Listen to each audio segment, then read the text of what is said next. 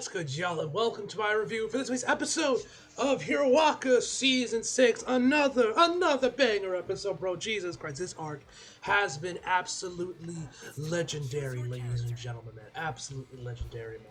Already is one of my all-time favorite arcs of the series, man. This is probably, so far, now granted, from what I saw later on in the manga, this might end up being my number one favorite arc of the manga, of this series so far. But right now, I'd probably put it in about number 3, you know. First, probably my top arc would probably maybe be the War arc. Maybe Overhaul, I might switch it up. I might still say Overhaul might have been a little bit better, but I think I would go with the War arc because of Dabi's dance, and of course, you know, all the batshit crazy that happened with that arc, then the Overhaul arc, and then this arc. But like I said, I might flip it's kind of a toss between the War arc and the Overhaul arc. A part of me wants to go with the War arc and with Overhaul instead because Overhaul is like my favorite villain and everything. There was a lot of cool shit. Mirio, of course, was great, but the War arc had a lot of banger moments, including Shigaraki as a villain. I thought was amazing, and of course, all the stuff with of course Mirio's return, and everything. So yeah, it's kind of. But those are my top 3 arcs. Either way, man, those are my top 3 arcs. Those are my top 3 arcs of the series so far, man. But yeah, man. Anyway, this episode is absolutely insane. Once again, guys, tonight's the Elimination Chamber, so once again, the review doesn't come out till late. That's why, because the Chamber is like, I don't know, like, seriously, I don't know why all these pay-per-views are so close together during WrestleMania. Like, I had, like a couple weeks ago, I had the Rumble, then I had TakeOver, then I had, you know, Vengeance Day from NXT, now I got Elimination Chamber tonight, and then I think, like, in, like, a couple weeks in the first week of March, I then got to worry about, about Revolution. Thankfully, that's on a Sunday, at the very least, so I won't have to worry about that, you know, conflicting with Hiroaka, man. But seriously, pay-per-views are way too damn close together during the road to WrestleMania.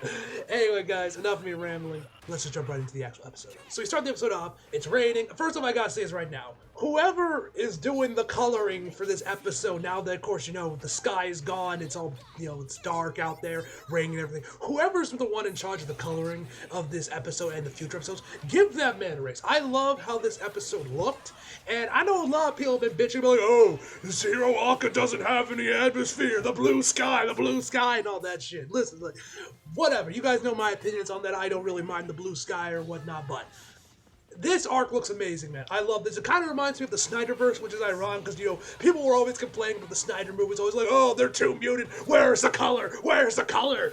You know, but this kind of had that look of the Snyder movies, like very much of a more muted color palette, which obviously fits the arc as well. But I love what they did with Izuku, muting his color scheme. Of course, like I mentioned before, you can always see his eyes. They're like bright green. That's all you see of them, you know. But yeah, I overall love the coloring and just the overall atmosphere of this arc so far with the rain, with, you know, the sky cloudy or cloudy with like the rain and everything. It looks amazing. Either way, man, it just looks amazing, man. Seriously, whoever's in charge of the coloring for this arc, man, give that man a raise. I love how this arc looks, man. The colors on this in this episode were phenomenal. So anyway, as I was saying, we start the episode off. There's this woman. She's running away from like these 3 civilians that are carrying support items. One of them basically is carrying a Mega Buster that fires that water. Like, I took one look at it and it looked like a Mega Buster. Honestly, has there actually been like water-based Mega Busters in past Mega Man games? I'm assuming they are because as Mega Man, they've basically done every element, everything in those games. So yeah, but either way, man, this thing reminded me of like a Mega Buster, and this dude just starts blasting at her with like these water. She's like, no, stop, please. And you know, and then because they think that she is a villain, and she's like begging them to stop as she's like outside the rain, and like, you know, right against the walls. Her back's against some wall, and they're like, trying to corner her. They're saying, "Oh, you think you can just trying to you're just trying to trick us so you can go to attack us, aren't you? We see right through you." And then right when the dude's about to fire off another attack, Izuku takes a blast for her, and it tells everyone to calm down, and that he knows that he understands that everyone's being nervous about Villain Tech during a rainy night like this, but he tells them to look carefully and how she isn't showing any hostilities because she's like sitting there crying, man. And honestly, I feel bad for this girl, man. And this is one of the screenshots I did see of the episode last night, man. And first of all, I gotta say, she's really cute, man. I gotta say, I wish we got her name. I would love to know what her name was, man, but she's really cute, man. I don't know how these assholes would just attack her, bro. She's like really cute. She's really cute. And then this line just cracked me up, bro. After Izuku tries to like diffuse the situation a bit, they run off. They're like, "It's her fault for walking around dressed like that at night. Don't do something so confused." I'm like, bro, do you think she's in a furry costume? Like, do you think this woman is walking around the damn night in a furry costume just for kicks? Like, this is just how she looks, bro. Like, what? You think this is a furry costume or something, my dude? So then this, and oh my god, I think I might mention this in like maybe past videos I've done for like in my Marvel reviews or the DC anime movies, man. But I love moments like this in superhero comics and just in superhero shit in general. Whenever we got like small moments, like I remember in Death of Superman, the animated version, which came out back in like what was it, 2019? You know, when Superman handed the kid back his like PSP. I love those kind of moments, man. The Superman saving Calvin Tree from the original seven, I think is kind of stupid, but this is kind of cool. And like also when Izuku grabs the umbrella from one of the guys and gives it to her and asks her if she's all right, man. Like, bro, I love moments like this in superhero shit, man. It just I love wholesome stuff like this, man. This always gets me, man. I always love moments like this, man. So Izuku asks her why she's walking around at night, and she said that she was late to evacuating and that the town didn't change. But first, she thought it would be best to just hunker down at home. But then, you know, it instead of our low place, and she got scared and thought she had to ran over to the shelter. And of course, you know, that's when the guys attacked her. She starts crying even more and lets go of the umbrella. She says that all of a sudden that just got scared. So then Izuku went. Now this shot looks kind of weird because it looks like, I don't know how, because it looks like the umbrella just lands on Izuku, but maybe because it like the umbrella comes towards him, then it covers him before it like hits before we hear a sound that looks like it hit the ground. But I think maybe Izuku just grabbed it. I don't know, but either way, man, he uses float to like lift himself up and once again cover her with the umbrella, man. Like, ugh, this shit's so cute, man. I love moments like this, man. So that's when and she asked him if this will ever go back to normal, and Izuku says, "I will make it go normal." And I love what Izuku's Japanese VA did when he said that, man. The determination there, and I love how what he's done with his voice. He's kind of like, he's like slightly deepened his voice a little bit, got a little bit more monotone, I've noticed, and it sounds great. I'm very curious to know how Justin Briner's going to do this when they get to voice dub. Would you guys know? Y'all know I'm going to do a double reaction for this episode just because of Overhaul, man. But because if you guys don't know, Justin Briner also recently voiced Ayano Koji in Clash of the Elite, where Justin Briner's voice is like full-on monotone, man. He's literally the complete polar opposite of Izuku. And I remember when I first started watching the anime because my man Platinum recommended me to watch the show because season 2 was coming out last year. I was like so shocked to hear he was voiced by Justin because he's like the complete polar opposite of Izuku. And basically Justin Briner, at least from what I've heard, has only done roles that are similar to Izuku, man, or just voice kids. Basically, he just uses his Izuku voice for everything, man. So it was nice to hear him do something that was like the complete polar opposite of Izuku, man. So I'm curious if he's gonna like go more into the Ayano Koji type thing and kind of lean more into his voice there with the monotone and everything from Clash of the Elite when he voiced Izuku in this art, man. Because that's kind of seems what they're doing with the Japanese, man, where his VA is going with his voice, deepening his voice a little bit. So it's gonna be interesting when Justin Briner gets to this episode, and I'm curious how he's gonna handle these scenes, but we'll get there when we get there. Anyway, All Might's car pulls up there. He's and All Might tells her, or Izuku tells All Might rather to take her to a shelter. He can't stay with her, and then Brian's about to run off.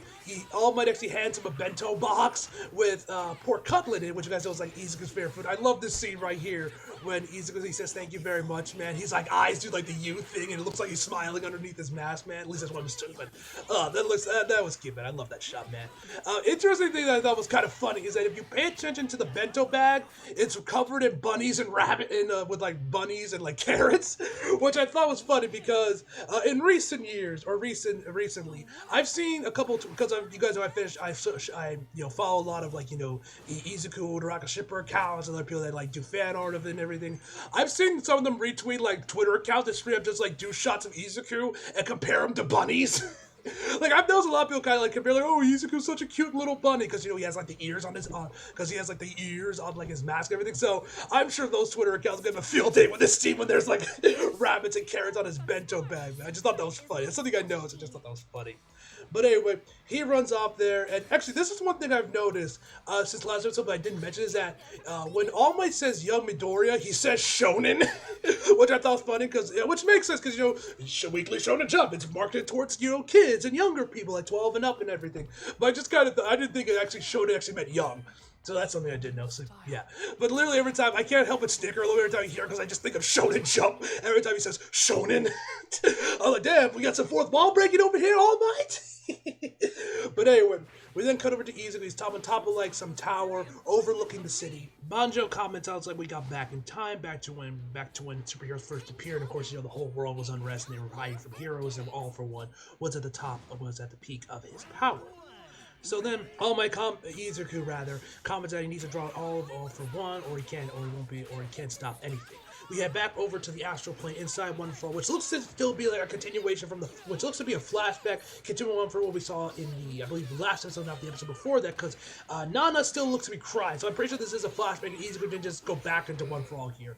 At least how it looks. So you have the first user commenting on the second and third users of One For All that he wants them to join and that they need his cooperation to fully fulfill the power of One For All.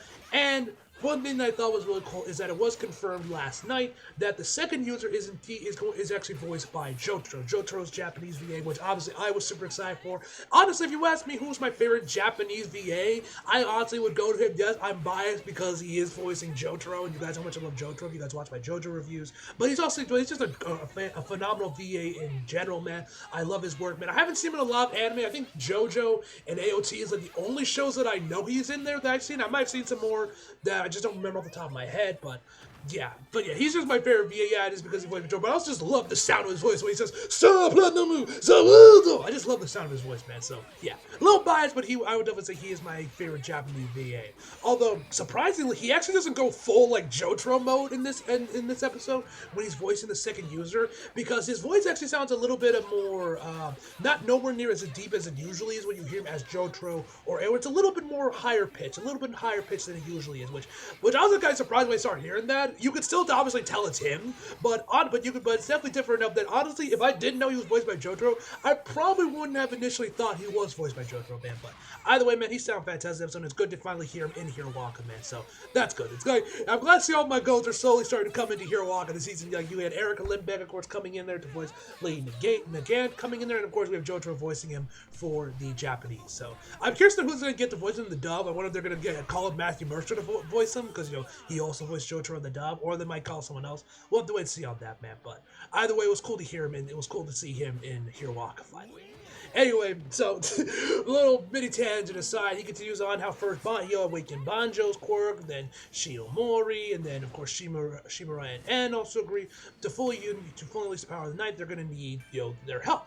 So then Banjo comes in there, tells him that he uses time to get used to the other quirks as he's screaming at him, and then he punches him in the stomach for some reason. And then the third user comments that they lived in the cruelest time during the heights of All For One's physical power, and that those under his control were that those that were under his control didn't know that they were completely unaware of them being controlled. Which I'm actually kind of curious to know if that is how it would happen to Lady Nagant, because as we see later on the episode, we see all for one, like pushing his hand towards Lady Nagant, which seems like he gave her that quirk of airwalking.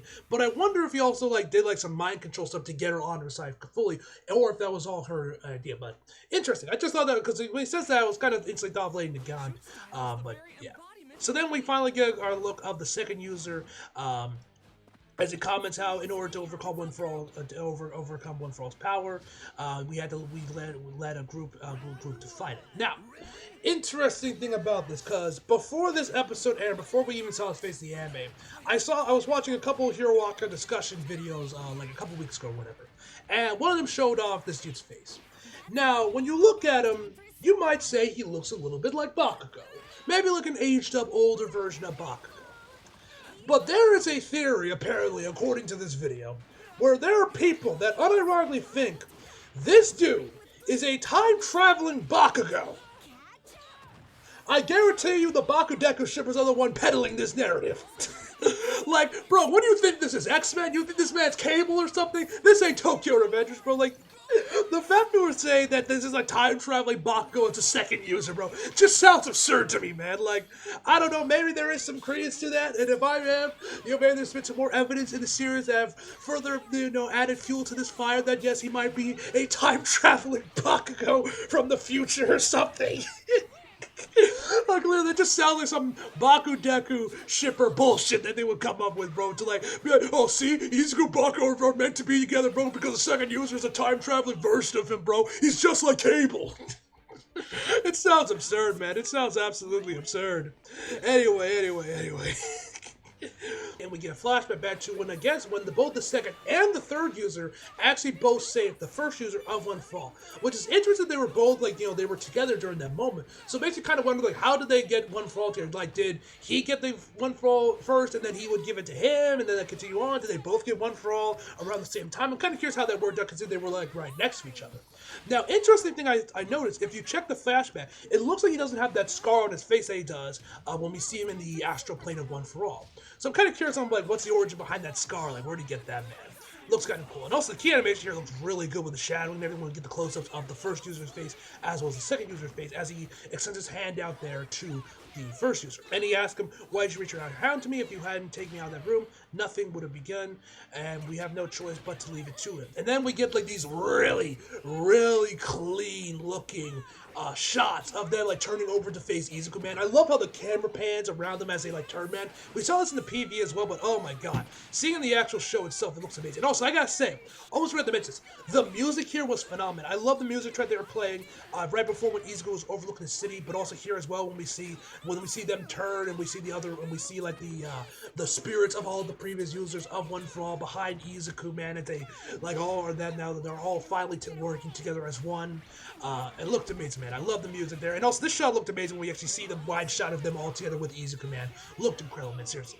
Shout out to the key animators, and once again, as always, shout out to the composer, man. Like I mentioned this before countless times, the music of Season 6 has been so fucking good, man. It's been so good. So then, Banjo says, listen, boy, we're accelerating now, and then that's when Izuku says, right, and then takes a bite of his lunch, or maybe his dinner, I don't know, I can't really tell what the time of day is with this freaking weather, man, but yeah, that was a pretty cool shot, man. Like, that wide shot looked so good, man, seriously. The music, once again, phenomenal. So then we cut over to Endeavor as he's like taking down these criminals, and one of them is using like a nail gun that looks like a Tommy gun. It's like, it's hard, and then he's firing wildly. And I love how while this dude is like firing off his dual wielding nail guns, Endeavor is just chilling behind a stone beam or something. He's just chilling, like, man, isn't it like? And he's like, oh great, he's just like, ugh. I just love Endeavor's just vibing behind some like pillar, man. It's just like, that was just funny. So as he's firing around wildly trying to get Endeavor, Endeavor mentioned something that I thought was weird. He said, "Damn, Detonate," if I'm pronouncing that right, distributing things like this. I don't know who the hell Detonate is. Is that like a character that got introduced back in like season 4 or season 5 that was like on the black market, secretly distributing like support items to people? Is he a new character that hasn't gotten introduced? I don't know who this guy is, but if you guys know who he is or can refresh my memory, leave it in the comments, because this kind of had me like scratching my head. I'm like, who? So anyway, so then like two of the other guys try to get out there, but then Hawks and Betty pull up in their Batmobile using the fire. Endeavor then comes out of his cover and like fire and throws an arrow at the guy that's called Ignited Arrow. Looked pretty cool, man. And that's when we cut over to the outside when they've like apprehended all the guys. The police have come in there to take them in. So once again, they find down that once again these guys have known nothing about what's going on with All For One, and once again they just don't know anything. So they say Endeavor says they have to continue on the search, and that's when somebody throws like a pipe at him. Then we see there's a group of people outside all screaming like, "Oh, fuck you, Endeavor! If you were caught, you could rock," and the others are women, and the others are hard and how let them escape. The trailbearers wouldn't get out there. Give us back our town and our lives. They're all screaming at him like, "How dare you!" Interesting thing I thought was interesting while they're screaming at Endeavor is that one of them says that apparently the families of the people that have Dabi burned were on TV, which I don't think we ever actually saw that in the actual show. But I thought that was interesting that the families were shown off. I thought that was interesting that was apparently shown on TV. So Hawks tells them that we need to let's get out of here. And then as they're walking away, you got another guy saying that the press said that Shigaraki wasn't the only one after you guys, that you were still hiding things from us. And your son did this, as they're now like throwing like water bottles and scrunch and like crushed up cans and everything. Like they're throwing whatever they can throw at Endeavor, they're throwing at him. Well, and then Best Jeans, you have him using like his denim thing to grab them all to keep them away from Endeavor and the others. I do like this little edit they did right here when they enter the car that goes to black and then it cuts back to when they're driving away. Thought they looked really cool, man. So Hawks is on the phone with Ed Shaw, telling him to continue the investigation into the Paranormal Liberation Front, and wonders if they should go get another kilometer or two away from All Might's group, thinking that the press finally they're working together. Then Izuku will start having scones thrown at him. Then we get this amazing black whip shot where Izuku's like, like swinging around the city like he's Spider-Man. And I mentioned this before in like past reviews whenever we get these things, but I always love these black whip sessions where we just see Izuku swinging around the city, man. Obviously very much inspired by Spider-Man, man. It always looks amazing, bro. And it's just like, can we just give Studio C a Spider-Man anime, please? Like, come on, like, Marvel, give Bones Spider-Man a Spider-Man anime. Like, that would be legendary, man. They're basically just giving you the pitch document right now, man, with these scenes, man. Like, they always look so good. I would love to see what they could do with Spidey, man. Anyway, they continue on. I believe it was Endeavor saying that even though this is what he wanted, we're using his One for All as bait to draw out the League of Villains. He continues on saying that Izuku was right and that that All for One is prioritizing taking over Shigaraki, and that because of his fight after All Might, he can't survive without being connected to all those tubes. And then now that he's made Shigaraki's really strong, from like all the surgeries and being in that tube and everything, that he's probably trying to take over his body to, of course, take over One for All. And then we cut over to this. Then we get this really nice shot of Garaki when he's inside his cell. And first of all, I gotta say, I love the music they were playing here, man. I've mentioned this countless times in these reviews. With the soundtrack, the OST for season 6 has been absolutely legendary, man. So anyway, Hawk says that according to Garaki, who was in detention, Shigaraki's body with Buddha before it was completed. And the one thing that still bugs him about is he understands why he needs a strong body to use it, but why is this hatred needed for Shigaraki to take over One for All? And Best G tells him that because there's 8 people inside their mind, you have to surpass those. And then we get like this shot of all the like 9 members or the users of One for All, and then we get probably the clearest look we've got of All for One's face in the entire series. And yep, that's All for One, all right. But it is pretty cool to get, like, this is basically the clearest we've ever gotten to see a shot of his full face. And yeah, so like I said, we actually got to get probably the best look we've gotten so far of what All for One's face actually really looks like, man. And then Hawk's question talks about, like, due to the fact that he's been chasing after his brother, and of course, or rather, Best Genius rather, with that, because he was chasing over his brother for so long, and of course, the condition All Might left him in, wouldn't that hatred be enough? And then Hawk says that maybe he doesn't have any, and he says, this is my impression, but doesn't it seem like he's always laughing? Which is kind of interesting, man, kind of Jokerish, I guess. And then we cut over to All Might, and we finally get to see what his car looks like. It's a fucking Lamborghini. Like, bro, where did All Might even get this car, bro? Like, did the Lamborghini company themselves gift All Might a Lambo? Like, where'd he get this car, man? And it also actually kind of reminds me of the Lambo that Bruce was driving in The Dark Knight, if you guys remember that scene. And I also besides, but all jokes aside, I do like the look of the car, man. Especially the hood of it. It kind of reminds me of, like, PS1 polygonal graphics type thing. It looks nice, man. I like the look of his car. So as All Might is following Izuku via the GPS, he wonders if Izuku's gotten much sleep. And then we actually get this flashback back to season 4 when Nine says, you can sleep soundly on a fluffy bed now, which I'm sure Izuku would love to do right now, man. Because my boy probably hasn't gotten much sleep at all, if any at all. So, as Izuku's hopping from rooftop to rooftop, Ian stops and, like, uses his phone, right? He does it, bam, one of the Lady Gates gets the phone and just smashes it. Of course, this obviously disconnects the signal, and All Might starts hauling ass to figure out where Izuku is. Once he's right, but then a grenade just pops out of nowhere and fires right next to his Lambo. Don't know how, I do wonder if they've laid Nagant, threw the grenade as well, because how would she even see him? I mean, I guess because she's up top, she can probably get a clear look at the roads and probably saw a Lamborghini. It kind of sticks out, running, like rushing across the highways or something. But I am curious though, if she was the one that threw the grenade, or maybe she has someone else working with her and Overhaul to grab the grenade, threw the grenade rather. But anyway, she didn't hike. There's like a communicator on it, and she tells Izuku that that she's taking him with her. Izuku realizes that he's the target, and they found Jailbreaker with ties to him. She tells him not to move her and he'll keep her limbs. Also, one thing I thought was pretty cool was this is when the episode cuts to commercial. I actually thought it was pretty cool that for Best G's one, who was the first commercial card we got, instead of the usual like bang sound effect they actually do like a gun clocking sound effect, which I thought was a nice touch. I like that. So, anyway, we then cut over to a flashback back to Izuku and Hawks before they left, which Izuku's already putting on, the cape. It's already put on, like, Gran Torino's like scarf thing, which I thought was pretty cool to see. And it looks like he's already wearing the gauntlets. It looks like, because there's like these like things on his wrist. You can't really get a good look at them, but I assume that they are the 2 hero gauntlets. I assume. So anyway. Hawks basically just tells him that Blade Negate comes after you, run, because they both worked in the safety commission, and he was actually her senior, she was his senior. Excuse me. He's gonna realize when he sees the bull, he realizes that this is indeed Blade Negate, and he's kind of moves a little bit, and she notices it. And also, gotta say, I love the shot they do of her when she cocks her gun back into her shoulder, and she has like her arm up and everything. I saw the manga pound for that a couple times, but seeing it, yeah. Bro, it looks amazing, bro. It looks amazing, the actual show. So then Izuku jumps, Izuku's spider sense goes off, he dodges the bullet, then she tries to go after him again, he manages to dodge it, and also went in there and starts swinging around the bullets, and also grabs his phone. So, then we get another amazing shot of Izuku swinging for the city once again with Blackbird. I mentioned it before earlier in the review, but once again, these shots always look so good, man. Bones always kills him with the Blackbird scenes, man. They always look so good. It just makes me wish they were making a Spider-Man anime. Like, come on, Marvel, give Bones a Spider-Man anime, bro. It will look incredible, bro.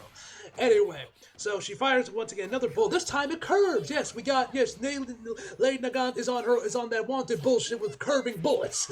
Shout out if you know that reference and you watched that movie. I still haven't yet, but I do want you one day. Seems like it'll be a fun movie. Anyway, she fires off a bullet at him. It goes towards Izuku, manages to catch it. Looks like it still sends him flying back. She fires off another bullet at Izuku, which looks like Izuku managed to kind of block it with his arm, but seemed to bust up his one of his gauntlets a little bit. It seems like. We then cut over to a TV broadcast of Snipe, where it basically just spends the entire thing just putting over Lady Nagant and explaining her power set, that she can morph her hair, morph her hair into anything that it wants, turning them into bullets, and that she can turn them into hollow points, curving bullets, whatever she wants is possible. She is a human sniper, and her quirk is rifle, and that all long-distance quirk holders are jealous of her right hand. So, Izuku mentions that as he's falling towards one of the buildings, that if he didn't have the fourth, spider sense, he would have been done a long time ago. But from the first shot and the one just now, he knows where she is. And then we get an amazing shot of the camera and I'm pretty sure this was all CGI with the buildings and everything, but it still looked amazing. The camera just rushes past all of the buildings towards the main building that Lady Nagant is at. I always love shots like that, man. It looked amazing here, man. Love that shot. So then Lady Nagant puts away her sniper. I don't know, and one thing I'm kind of wondering about is, because this is when he's going to realize that he's not going to run away, that he's going to just keep running towards her because he knows where her range is, which is about, I think he said about 3 kilometers is her range. So he's just going to come right towards her. I do wonder, though, can Lady Negate, somehow sense where Izuku is based on where her bullets are? Because the fact that when Izuku is coming right towards is when she, puts her gun back into her shoulder and hides Overhaul inside the building. I do wonder if she can, sense where they're heading or something like that with, how her bullets are and everything, or if this is just all luck. I don't know. But whatever the case may be, she comes. And I also do like that when she, put the sniper away back on her shoulder, you actually see smoke coming out from her arm. I thought that was a nice little touch there.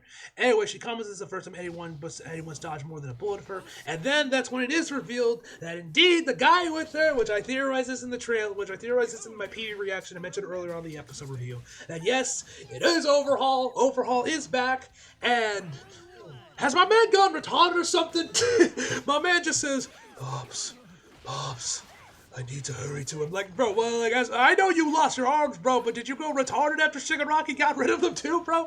What has happened to my man Shigaraki? What has happened to my man Overhaul, bro? This is just sad to see, man. Y'all know how much I love Overhaul, man. But also, due to the fact that she indeed saved Overhaul and indeed is bringing her with her, instantly, Lady Negate is goated, and she's instantly one of my top 3 favorite villains of Hero Walkman, just for the fact she saved Overhaul, man. Call me biased if you want, man, but hey, I love her. But also, seriously, I do like Lady Negate a lot. From this first episode, man, I really do dig her character. I like her design. I think her quirk is cool. And of course, the fact she saved my man Overhaul is obviously a huge plus. So, as I mentioned before, she hides him inside the building and tells him to stay in there for a while. She questions whether or not she should have gotten rid of him earlier. And we see that she's actually raping her what left is of his arm over her shoulder and trying to get him outside the prison, where she is then met by All for One. And then we find out that All for One is like Isaac, where this was all a part of his plan, where he knew that Izuku Izuku would leave UA and go on his own, and she asked him to bring the boy to him. And so I love how this is done. First off, I love the shot where we get all the pro heroes that are going to be teaming up with Izuku, Best Genius, Hawks, All Might, and Endeavor, and telling them to separate them from Izuku. And when he says that, there's a slash to the shot, and then like opens up to when Izuku's alone. I thought that was a really nice touch there. I thought it looked really cool. And so he continues on. So separate them at first before starting the fight. For example, you can wait for it to rain. And then like he's like, wait. Who said I was even gonna do this? I like that. I thought that was very funny, man. So she continues on saying, "You tell the other ones just to go wild. Why am I the only one that has to do something like this?" And he tells her that you killed a hero who was your ally. The destruction of hero society that you desire will never come if the boy is around. I love this shot of her when she like looks away from him and says, "False hope, huh?" No lie, bro. I can understand the Lady Nagant symptoms now, and I think I'm slowly being converted. I don't think I'll like her more than Uraraka, bro, but I think she might overtake Cammy as second best girl of Hero Waka. We'll have to wait and see on that, though. Anyway, so then he sees Overhaul. He says, "Oh yes, the young head of the Shie Sasaikai," and she tells him that he's broken, that she thought that she could use him for something. Then All For One says, "I'll hire you for a job," and that's when he like reaches his hand over to her. Here's a small deposit, which I'm assuming is the new quirk she got, Airwalk, which, given the fact that how she is a sniper user that has a 3-kilometer range, and the fact that she can now just float on air, bro, the game has changed, bro. Shit has gotten real, ladies and gentlemen, and that is where the episode ends. Ugh. Another banger episode, man. Love this episode. So yeah, we're gonna continue on with Izuku and Lady Nagant's fight next week. Looks like Overhaul might get involved a little bit as well. So hopefully we might get to see maybe a slight rematch or a conversation or something between Izuku and Overhaul. That will be great to see, man. And yeah, the next episode for even just looks clean as hell, man. I'm thinking this episode's gonna be amazing. And it looks like we might get full on her origin story as well. Maybe figure out who the hero she killed as and what turned her to a life ability from being a pro hero at the safety commission. Anyway, guys, that's where this video off. Overall, my final rating for this episode is going to be a 10 out of fucking 10, ladies and gentlemen. So as always, hope you guys enjoyed the video. Like if you did, subscribe if you're new. Follow me on my social if you feel like it. Links down in the description box below. And as always, come out for more. See you guys next time.